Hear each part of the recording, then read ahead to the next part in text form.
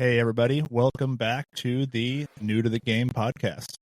This is Chris. I'm here with Ben, and we are back from our short but not very short break. Excited to be back in the studio and doing some recording. Me and Ben have both been navigating some craziness in both of our companies and ups and downs and growth and lots of other stuff. And that's actually what we're going to talk about today. So today's episode is going to be a little bit different. We're going to give you a little bit of a sneak peek behind the scenes, and me and Ben are actually just going to talk about what the future of New to the Game looks like and about what we're both going through in our companies right now, what we're thinking about as far as this podcast and our community goes.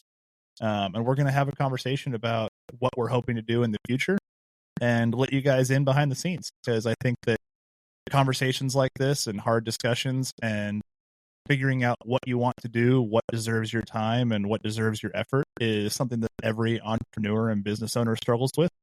And I think at the end of the day, it's a very real conversation that lots of us have to have with ourselves and others. And I think it'll be kind of cool for you guys to be along for the ride. How are you doing today, Ben? Dude, I'm doing amazing. Yeah. I am.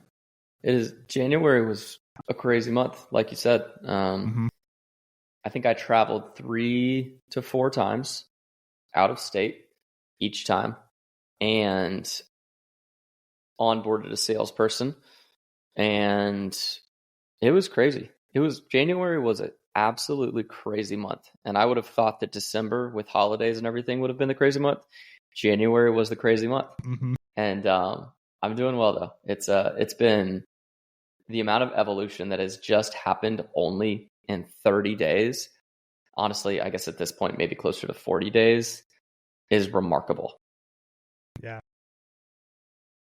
I mean, it kind of feels like yesterday, also kind of feels like 6 months ago that you and I were on our trip we flew out to Nashville and then drove to Gatlinburg and rented a cabin and with a couple other buddies of ours and basically hunkered down for 3 days. We all started 75 hard. We ate an insane amount of meat and talked business. And yeah, it's been ever since then. It's been nonstop. I don't know what it's been like exactly on your end, but I know that there's a lot of layers to how busy this season of life has been for both of us. Yeah. I mean, the last 6 weeks especially, but the last 2 months have just been crazy. Lots of traveling for me too. I was obviously with you guys in Nashville, and then just before that, me and Kayla had gone to Vegas on a little weekend vacation with a couple of our friends. We also, hilariously enough, I don't even know if I told you this actually, but did I tell you that we got married in Vegas legally? Yeah, we're legally married. No. So long story short, because of all the craziness with my previous company and not knowing how it was going to affect my finances, we had a wedding. We got married.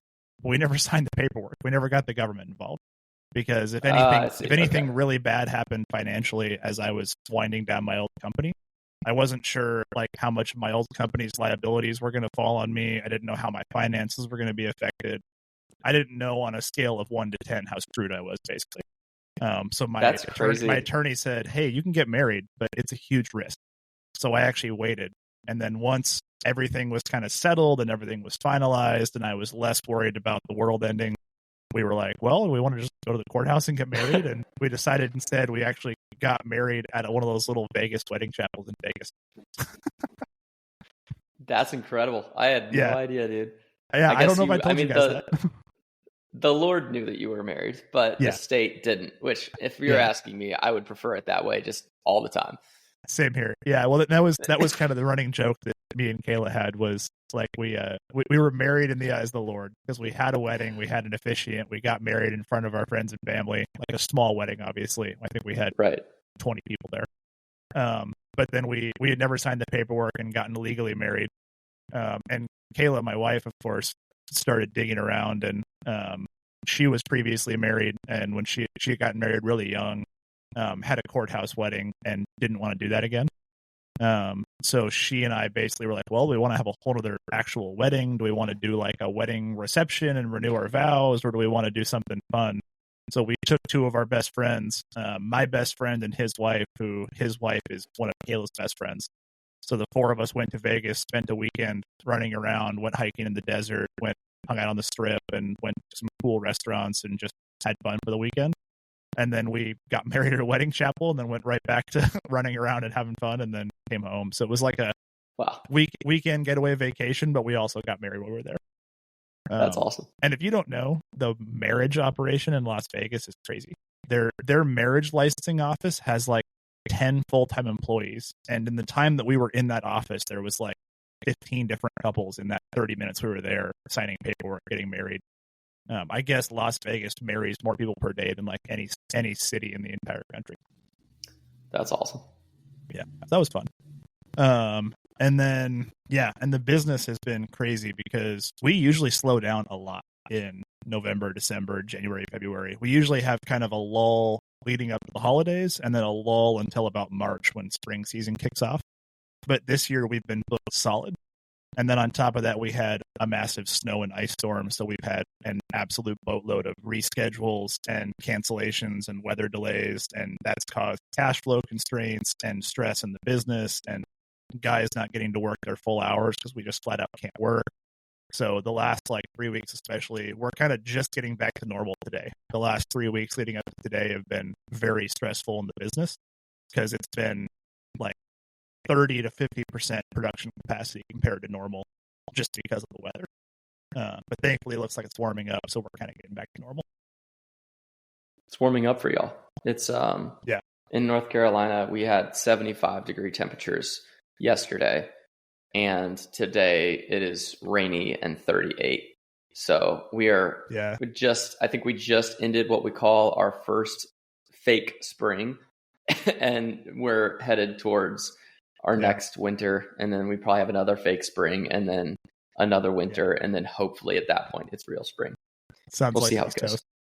Yeah. Good. No, I use the term warming up lightly because we're still in a freezing spell because we were 22 degrees this morning when I got out of bed. But now looking out the window, it's sunny and 40 degrees. And warming up for us just means that there's enough sun and enough warmth that roofs, gutters, siding, driveways are not frozen. So we can actually get out and work. Because otherwise it's if we can't get on the roof safely, if we can't drive down the road safely, if stuff is all frozen, then we just can't really work. So it's warm enough to get back to work. It's definitely not warm. It's still beanie hat and a Carhartt vest season for sure. I love it. That's awesome, man. But yeah, I mean, I feel like so you sort of described it at the beginning of this episode, but the intent here being that we are in a season of craziness, and it made both you and I sort of sit back a few times over and say, is this podcast in alignment with where we are at in this season of our lives? Because the reality is you and I are both building and honestly scaling our companies. You've hired 3 or 4 people in the past 6 months, and so this time last year we only had two full-time, 1 part-time in the field, and it was just me in the office.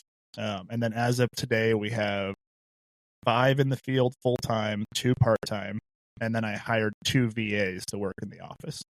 That's incredible. So we have a full-time administrative assistant VA that handles the lion's share of the office work. And then we just onboarded a social media manager VA in the last couple of weeks. So we have a VA doing all of our Facebook, Instagram, TikTok, YouTube, everything like that. And she'll probably be able to help with the podcast and content for us too. But she is overhauling our complete online presence for my company because we've had social media forever, but we've never been very consistent or active on it. Yeah. And I mean, I look at just sort of what I alluded to earlier with the past month, really, the amount of travel that we've done. We just onboarded our salesperson. We onboarded him January 20th. And it's been essentially nonstop. We went to an event. So with the coaching company that I work under, WinRate, they hosted an event last week, which we drove down to Greenville for. and I had my project manager Iris and our new salesman Curtis join us for it. And it was incredible to see the perspective of like what I would have thought was hard, using the word hard broadly, but like what I would have thought was hard in January of 2024 pales in comparison to what I perceive hard as in 2025 February that we are in now. Mm-hmm. And I look at that perspective because the amount of work that there's been a lot of personal development work over the past 2 years now. Mm-hmm. And looking at where we're at now, I was on a walk. So both Chris and I were doing 75 hard, and I think I'm on technically I'm like day 40, but I failed 25 days in because I did not take my progress picture one day. So I had to restart. So I'm on day 15 now. And I was on my walk one day, and it's really awesome because it's just like an opportunity to like get out and think. It's not a painfully difficult workout for me. I'm a relatively athletic guy, but it's just a really healthy opportunity to be outside and sort of just get amazing mental clarity and think. Mm-hmm. And I was considering where we're at right now, and like what Chris, you and I were talking about this before we hit record, which was how much stronger our why is right now, and Mm-hmm. why that's so much more powerful compared to what our why was 12 months ago. But also, as a result of having a why as powerful as the why that we have now, we're in a position where we can work harder than we ever have in our entire lives, and find not just like work hard and like a white knuckle, like let's power our way through this challenging season or whatever. It's like our lifestyle has evolved to a place where every moment of our day is engaging some degree of hard or challenge. It's just that we've changed the choice of what the hard is that we're going to take on, and we're leaning very aggressively into that. I think both you and I could say that like we're in somewhat of a state of flow with that. And it's been interesting because how that has changed with the podcast is the podcast has become this conversation of why are we doing this in the first place? What's the actual motivation for why we're doing this? Because when we first started, we were both very much like we get an idea in our mind and we tend to sprint towards manifesting that idea as rapidly as possible. It's one of the fun things about the type of guys that we are. But the obstacle of that is that it puts us in a position where if we're not careful, we don't build a rock solid foundation. Not that we weren't intentional not to really build a rock solid foundation, but the motivation changed. We've been around long enough now to where we can look at what we're doing right now and be able to see, okay, it actually might be a little bit different than what we started with day one. And that's not for us to say, I want to clarify, like this is not our last podcast. This is not our attempt to say, hey, we're shutting this thing down. I imagine maybe some people would have that blowing through their mind. The reality of this is that this is a realignment opportunity for us. This is an opportunity for us to say, okay, what really is our motivation for doing this? Why is this important to us? And honestly, when Chris and I were talking yesterday, we realized we don't necessarily have the same exact why. But the interesting part about it is that just because we don't have the same exact why doesn't mean that the direction that we're heading isn't the same path, if that makes sense. And so I don't know. I'd be curious to get your thoughts on all of this, Chris, because I've vomited a little here, and I want to know, how would you articulate at this point how this season of life, the past, we'll say 6 months, really since we roughly started the podcast, how has it evolved up until this point where you might find a different form of your why than what we would have found ourselves having before, which has obviously changed due to the natural hard and craziness of our lifestyles? Yeah, man, I feel like there's so many different directions I could go with that, and it's hard to like pick a line, I guess. But I guess at the end of the day, I think one of the biggest things to me is that I think when we first started this podcast, both of us at the end of the day had the desire to give back and help other people and kind of share the ups and downs that we've been through in business. Because we've both been through a lot. We've been through ups, we've been through downs, we've been through easy, we've been through hard, we've been through horrible, we've been through amazing, and we've both experienced a lot of growth since we started our companies. Personally, professionally, as business owners, as individuals, as husbands, as parents, like it's hard to even think about the person I was when I started my first business in 2019 and who I am today. Like it feels like it was yesterday, but it's been 6, almost 7 years. And it's been through 2 companies, 2 rebrands, freaking 50 employees. I mean, so many ups and downs, like closing one business, buying a second company, like going bankrupt, like so many crazy things that basically resulted in a lot of lessons learned and a lot of failure and a lot of success. And I think both of us have that desire to share those experiences, share those journeys, share the things we've been through, and show people how they can do what we did better, or show them how they can create something like we did, but avoid some of the mistakes we made. And I think at the end of the day, that's what most people that want to create content, coach, or do things want. But I think that what both of us are realizing is that that's really broad and it's really big. And I don't think it's narrow enough for either one of us to have that be our why.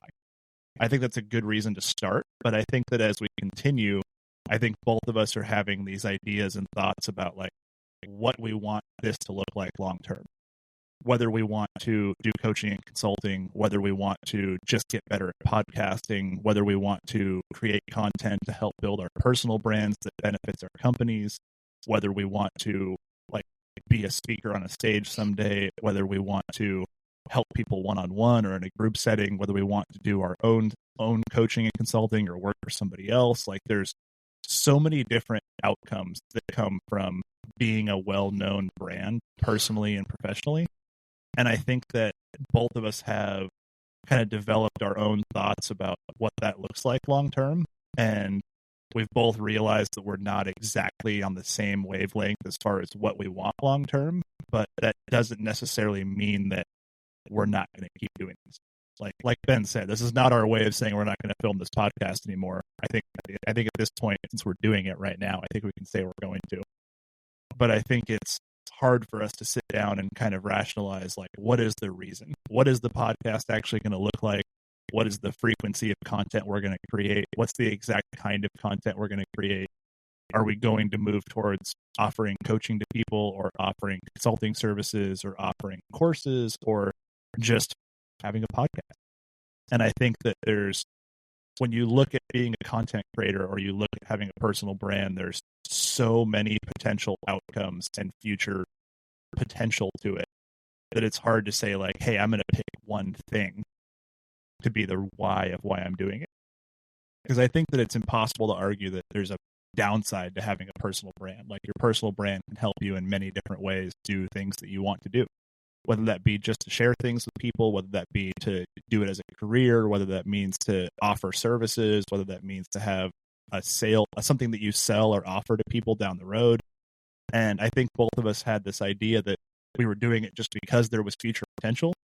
But I think both of us are feeling that we need to narrow it down to more specific reasons of why we're actually doing it. And that why is going to tailor how we create content, what kind of content we create, and how often we're putting out content.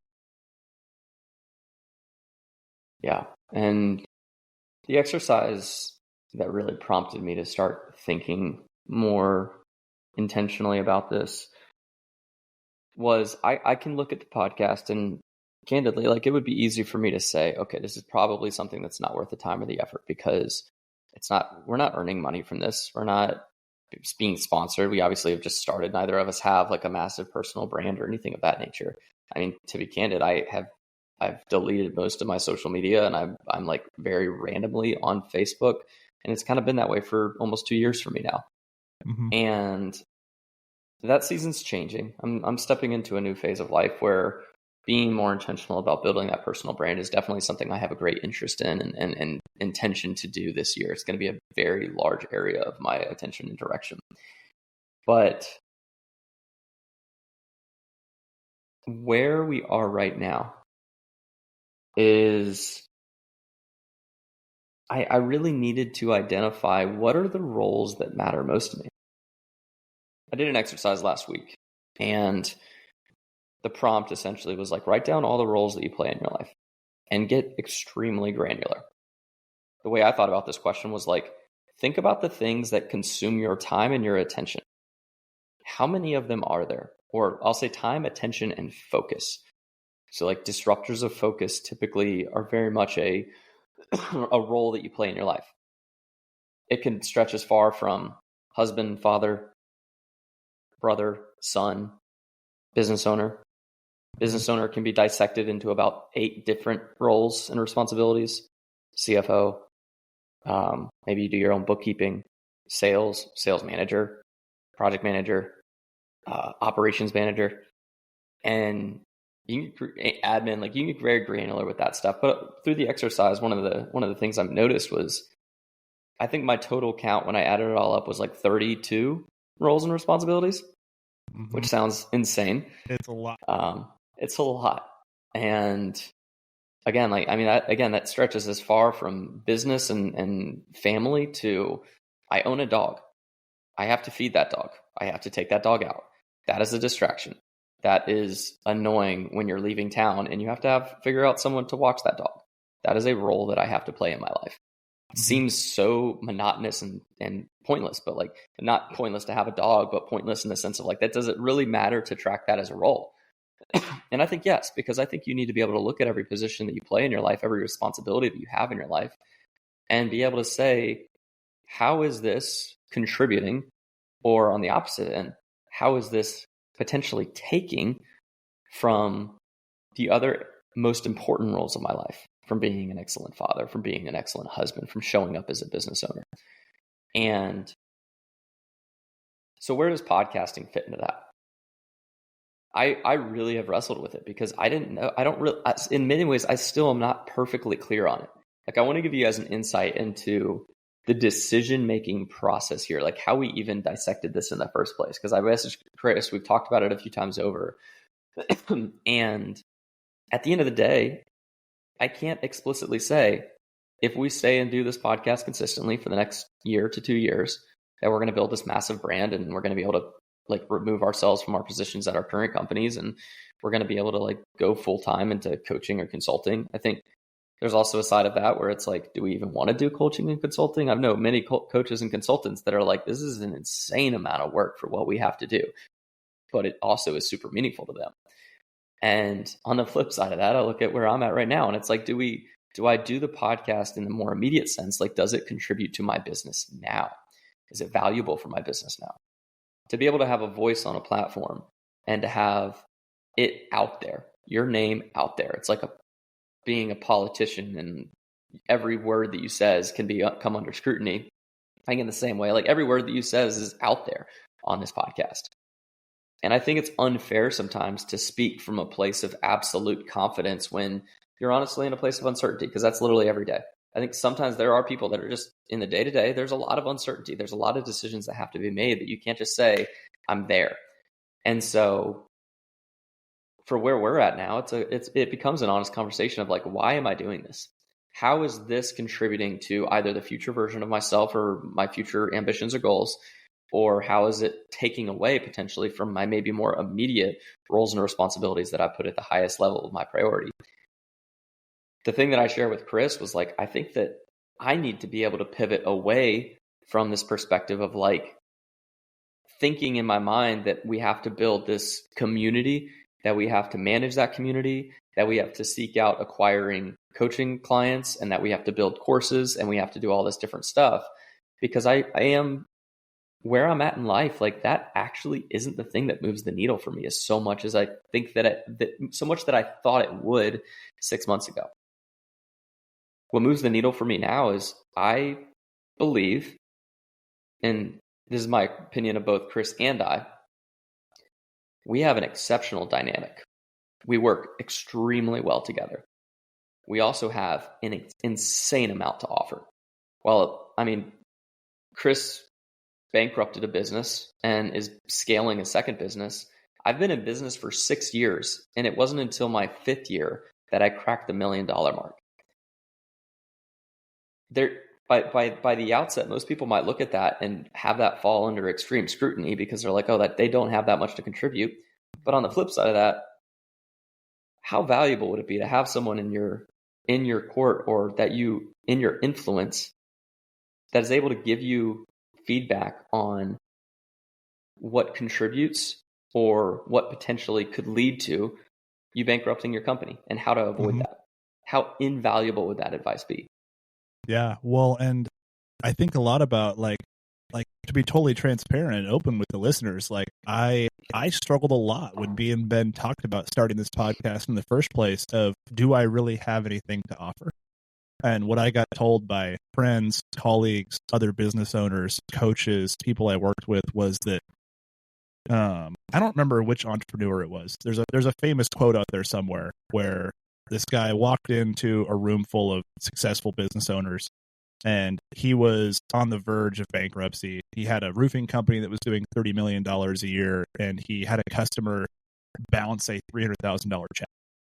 And he basically was looking at like, if I don't pull in enough revenue in the next 2 weeks, we're going to go out of business.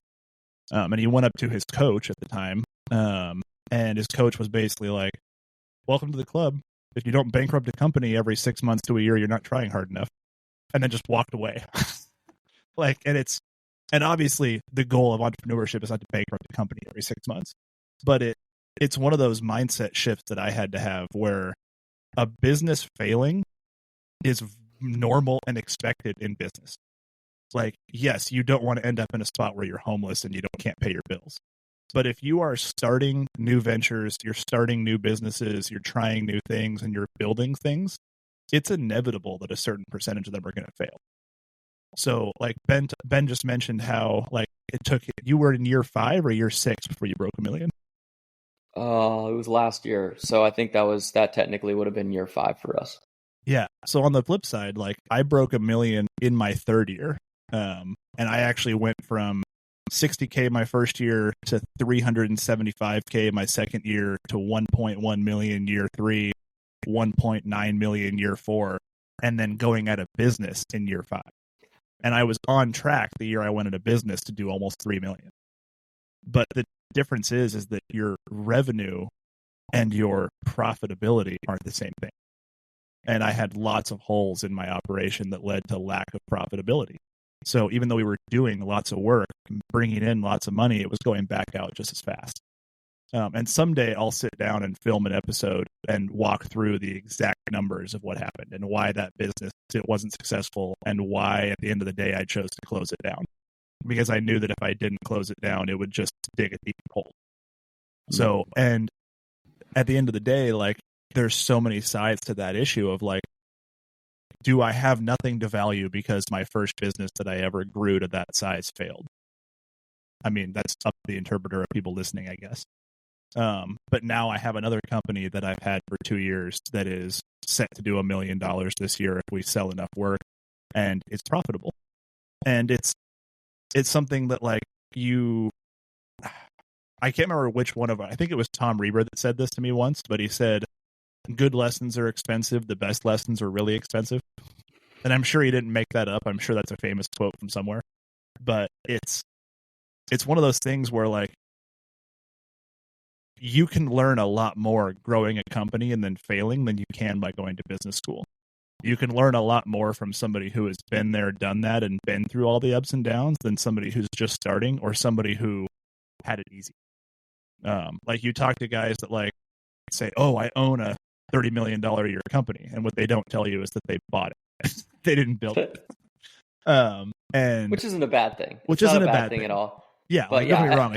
If you've got the capital to do that, great. But like, I think that at the end of the day, I guess to wrap that up because I'm vomiting and rambling now. But like, I feel like I had to change my mindset of, do I have nothing to offer, to looking at all the things I do have to offer. Yeah, and I mean, I was thinking about this on my morning walk actually because, I mean, dude, I think I want to say something to anybody that would hear this that could hear these things and be like, okay, it's not like that big of a deal. The reality is that Chris is going to build one of the most successful what do you call it? Soft washing? Would that be the bucket you would drop it under? Exterior cleaning and maintenance. Soft washing is one of the main services. But Chris is going to be the owner of the most successful exterior cleaning and maintenance company. I would say within the next probably 2 to 3 years. I'd say it's probably a fair estimate in the greater Seattle area. Yep. And it's not because right now we're hearing this conversation. I think it's kind of cool that we're having this conversation now because there is a perspective that we get to, that people get to see of the starting point. We'll say sort of the starting point, maybe the midpoint of a journey that you don't always get to see. For me, it's I did 1 million last year and I had 1.3. And it's interesting for me because I'm like, man, I was a sharp business owner in many ways, but I played a very, very slow game for a long time.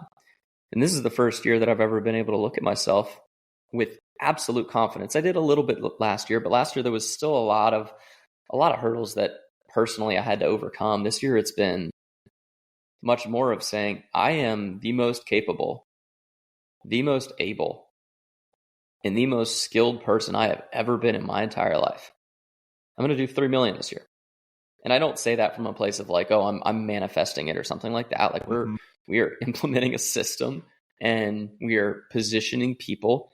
We hired a salesperson that's in perfect alignment with our core values. We are structuring things in a certain way that is going to empower us to be able to do incredible things as a company.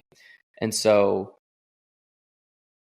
what does that mean on the front of why this podcast exists in the first place? And the answer I would give to that is because like this is my direct contribution and my honest experience to be able to talk about my journey from where I'm at right now, not with the intent to coach or to earn consulting gigs. I mean, sure, yeah, that'd be fun. I'd love that. Right now, if someone reached out to me for coaching and consulting, my answer would be no. I would say no, I don't have, you're not worth the time. Not in an insulting way. I just know that I can't because I am contributing to what I just described. I am giving everything I have to what I just described. But at the same time, I want to do this because I want to be able to document my journey. I want to be able to develop a skill for podcasting / I guess sort of public speaking, but podcasting really, because I know that this story that I'm being able to tell right now is going to be one of the most meaningful assets that I have a year from now. I'm going to be able to look back on this conversation a year from now and say, holy shit, I did it. And I want people to be able to hear that and to tune into that and to be able to see the change in thinking that I get to experience. I mean, I can't imagine the change in thinking I've had from the past year to now. I cannot imagine what the evolution of that's going to be over this next year. Well, and when you look at all the things that we've been through in the last year or 2 years or 3 years, like the exponential level of growth is bonkers, like absolutely bonkers. And one of the things that I really like as well is that I'm in a personal branding and personal marketing mastermind with a guy named Adam McChesney. And one of the things that he talks about a lot is that regardless of what your business looks like, regardless of what you're doing, one of the few things that you can create and do that creates a lasting impression and a lasting, I don't know what the right word for it is, like something that you can't have taken away from you is your personal brand. So putting content out there, creating things, talking about things, showing people what you're about and what you like to do, what you're passionate about, that's something that can't ever be taken away from you. It's something that even if you change businesses, you lose a business, you start a business, you grow a company, that's something that's kind of always consistent. And man, when I look at the growth that we've been through, the things that we've been through, the things that we've done, it's crazy to me to look back on where we were and where we could be going. Just crazy. And, yeah, and the season of life we're in is just crazy right now. But there's also just so much happening. I looked at my phone briefly. It's so funny. I got this message because I just got a message from Sam, one of the coaches in WinRate. I joined WinRate at the beginning of last year. in January, I was at a event for a company called JobTread, and I think they onboarded, I want to say 2 people that entire event, me being one of them, because I sat out at the table and I just like shared my story with Sam. And I was in a place of deep, deep shame and disappointment in that season. And he sent me a picture. He just said his JobTread 2024 is him sending a picture to Clifton, my current coach. And that's me and him at the event. And I'm like more skinny than I am now. I'm bulking right now. So, hey, I'm the gains are happening rapidly. But man, I see this picture and I'm like, man, I was confident I was definitely in a growth phase. So I had much more authentic confidence at that point, but man, I was still so ashamed and so disappointed in myself. And I look at where I'm right now. So I'll share this. One of the things that we did last week was there's an exercise where you write a letter to your future self. And I sat down and I had done this exercise last February. And last February, I remember writing it. I mean, it didn't move the needle for me a ton. It was powerful, but it didn't move the needle for me a ton. It was just like I was in a really, really dark place in February of 2024. And you envelope it, seal it, sign your name on it, and they give it to you at the end of the year if you go to their event at the end of the year. Otherwise, they just mail it to you. And I remember reading that message, and I cried when I read the letter, the last year's letter, because I was just like, man, I was in such a rock bottom type of place. I was so disappointed in where I was. I was excited about where I was going. Yeah. But the letter, the overlying tone of the letter was just like disappointment in where I was at that moment and like really wanting to be out of that place. This year, I sat down to write that letter last week and immediately just started bawling my eyes out because I knew that the entire tone of the letter was so dramatically different. It was, I am a different human being than I was at this point last year. I love and am excited about the direction and also the trajectory, the speed of which I am going right now. I'm like so excited to see what my reaction is at the end of the year because I already have a very, very good vision of exactly what type of place I'm going to be in at the end of this year when it comes to knowing that I worked as hard as I possibly could this year. Yeah. Well, and hearing you talk about it, like so I've never done that exercise specifically. I remember doing it many, many years ago, but what I do every year is I write a review of the previous year in my notebook or my journal. I write my goals for the following year. Like I write multiple pages of kind of like an audit of my previous year and a plan for the next year.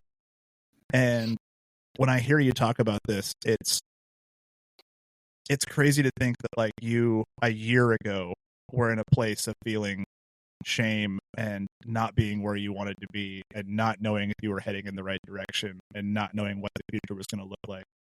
And you're now in a place of being excited about the future and confident about the future and are building instead of, I guess, treading water.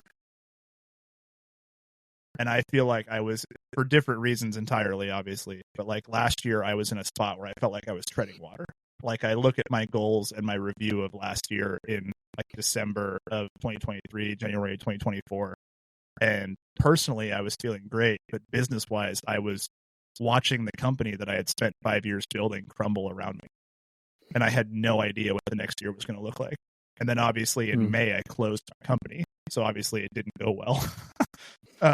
And at the same time, like I spent January, February, and March getting this company ready that I run now to be separated from my construction company. I spent that time closing down my construction company and trying to finish jobs and trying to make people whole and pay debts and take care of employees and help employees move on to new jobs that I had to lay off. And it was awful on every front because I felt like I was either screwing somebody over or getting screwed with every conversation I had.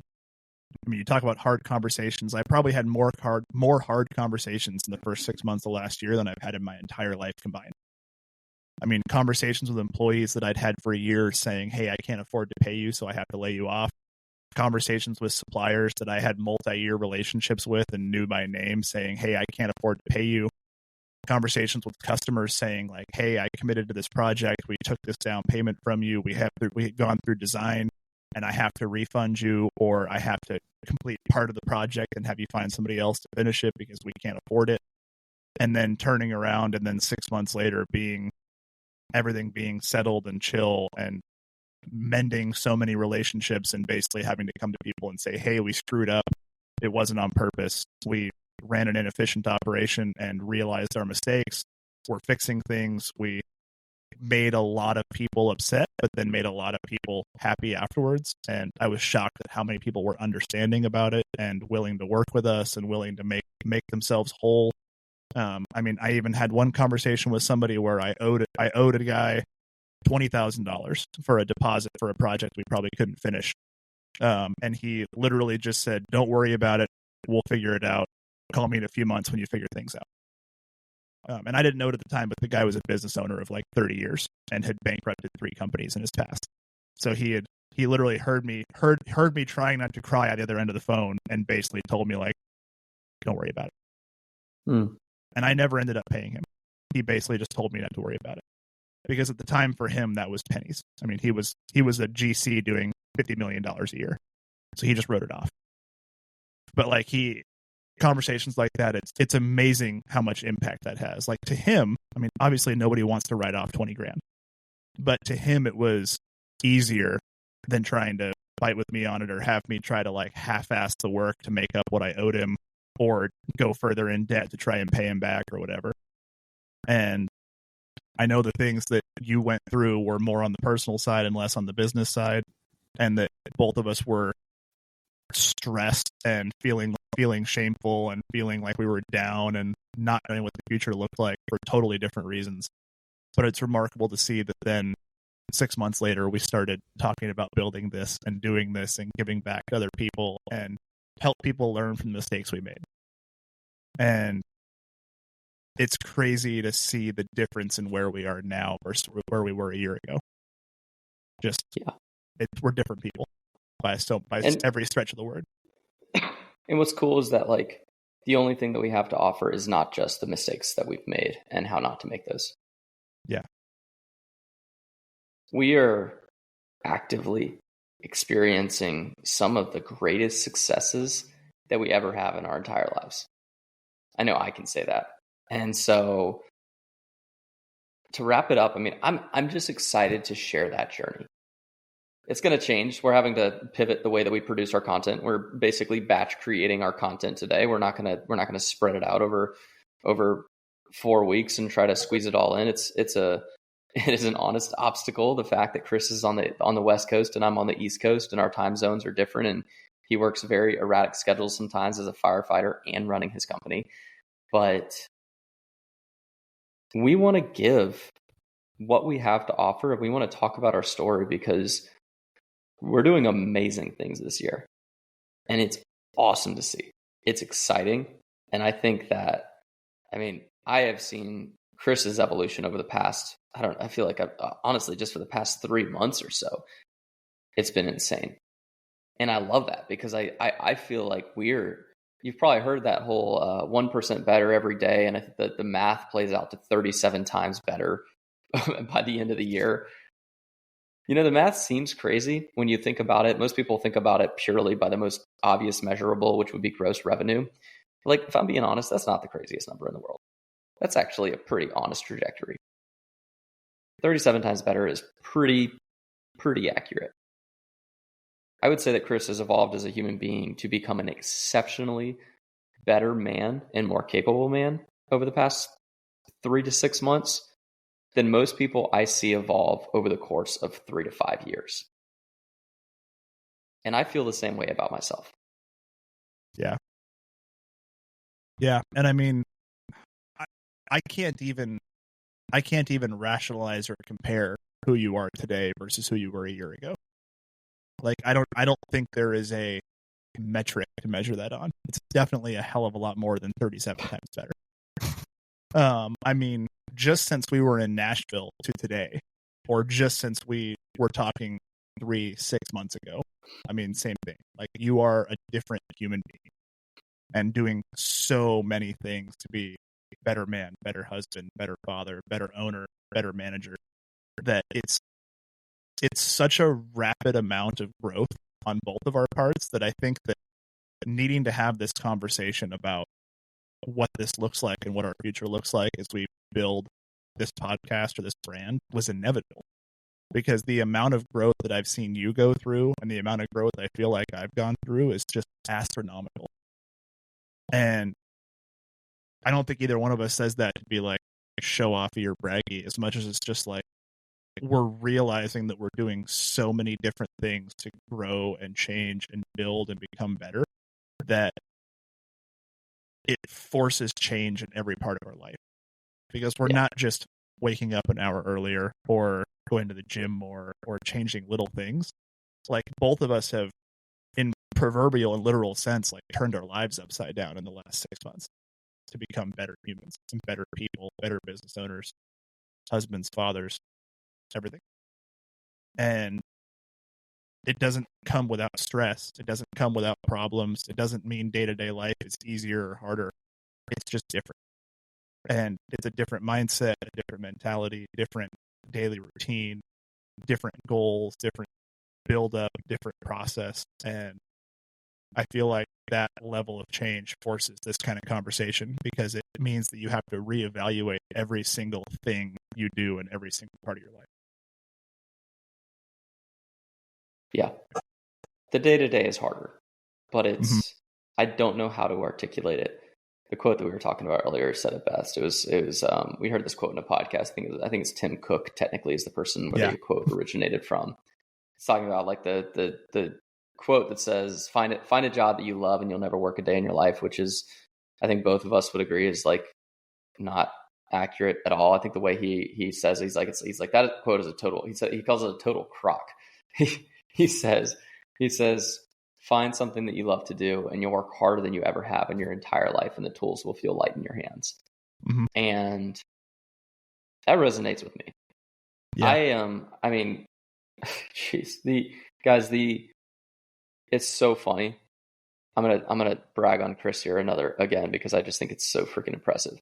Like, there's this new system that we both kind of started implementing. It's called Notion. It's a really powerful note-taking / database system. It's hard to describe what the function of it is, because it has so many layers of the functions. But essentially, it's a platform. If you're looking to be able to just basically have a second brain, it's a platform for that. And this man discovered, like, I shared with him how I use the platform. I use it for many things in my business, documentation, a lot of different stuff. This man, within like a span of probably 48 hours, spends about 12 hours of that time dedicated on this platform, building it out, basically creating an entire productivity system for himself. Not that we're encouraging you to like burn your candle on both ends to the point where you have nothing left to give, because I think Chris may have gotten a little bit of that out.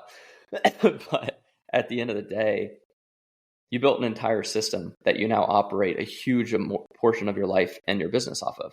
And we can go talk about that at another time. I know that if you and I both have that opportunity, we would just ramble on for 2 hours about Notion. We should do an episode on that, because I think it's worthwhile, but that's a rabbit hole, a big one. That's a huge rabbit hole, as Chris's 12 hours was experiencing it for the first time. And I don't know, it's just like, that's the level of person that you've become, where you can discover something. It makes sense. And you will work harder than most people work an entire week, and be more productive than most people will be productive in an entire week, if not longer than that. But it's because it's something you love and you're deeply invested in. It's just flow state for you. And so I know we're gonna talk about this on another podcast, about flow, about work ethic, about working and loving on things. But I think that's something that is really, really a cool expression of where we're at right now. And again, my why for this right now, in this season, it is not to coach. It is not to consult. There's a coach inside of me that always will have a desire to coach people, but at least not right now. I'm not trying to build a business around it. I want to be able to contribute. I want to be able to share my story, share my wins, my losses, and the lessons that I have to contribute, because I think that if someone were to listen to it, they would find them very valuable. And even if they just listen to it to follow our story, I want people to see this story unfold, because the story for both you and I, Chris, is going to be pretty remarkable for what just simply maintaining the trajectory of where we went from last year to this year. Yeah. And I think that regardless of exactly where this goes over the next 3, 6, 9, 12 months, 1, 2, 3 years, I think it'll be really exciting to see where both of us are going, how this fits into it, and what we're going to build out of it. I don't think it needs to be so specific and so granular that it's like, hey, we're doing this so that we can then create a coaching company. We're doing this so we can then create an offer down the road to sell courses. It's more of a, we're doing this to build ourselves, share what we've learned, put this information out there, be a part of other people's journey, and share our own journey. And both of us are super excited about that. And it might look a little bit different than we thought originally, but I love what we're doing. Yeah. So guys, I'm going to wrap this up. And our traditional wrap up was an invitation to our school group. It still exists. If you want to join it, join it. It's awesome. At the end of the day, though, if you're interested in talking with us, if you're interested in learning from us, shoot us a DM. I'm Ben Schneider on both LinkedIn and Facebook. I would love to talk with y'all. Even if it's just a short conversation, hey man, I think what you're doing is cool. Shoot us a DM. Same thing for Chris. Alternatively, I'm not going to ask you to share this podcast. You can if you want. What I would ask you to do is listen to the next series of podcasts. You don't need to like it. You don't need to share it. You don't need to distribute our content. We're not asking you to do that. You have more power to you if you want to do it, whatever. I just want you to continue listening. You're going to see the trajectory of both of us. You're going to learn things that I think will be extremely valuable. And I'm really excited about what we have to offer in these next series of conversations. So lean into that, do the hard things, and we'll see you guys in the next episode.